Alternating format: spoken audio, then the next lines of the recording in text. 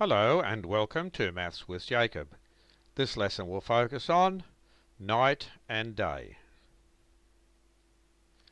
Kindergarten students should be familiar with the idea of night and day. Simple exercises like the following are a good source of discussion, and the writing, drawing and colouring will help to improve their fine motor skills. So a very simple exercise would be to ask them to trace the following word for day.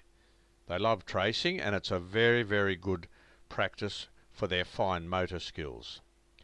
Now, with respect to the daytime, we can present them with pictures that tell us that it is during the day. See, the sun's out and it's fine. See that? The most important thing is that the sun is out. It's a very clear day. Over here, again, very obvious that this is during the daytime. Trace the following word for night.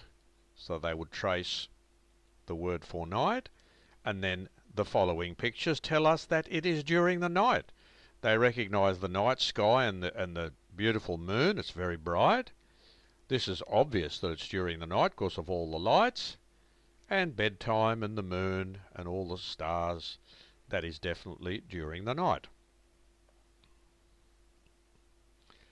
They could be asked to draw two different pictures that show it is during the day. Colour each picture.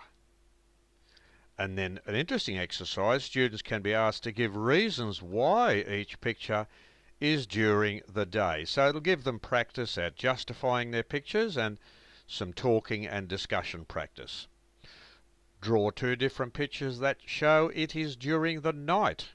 Colour each picture, and students can be asked to give reasons why each picture is during the night. So night and day is not a strange concept for them, but the exercises will give them some great practice in fine motor skills, in discussion, etc. And that's really what it's all about in kindergarten, increasing their confidence with respect to fine motor skills, to drawing, colouring, speaking, etc.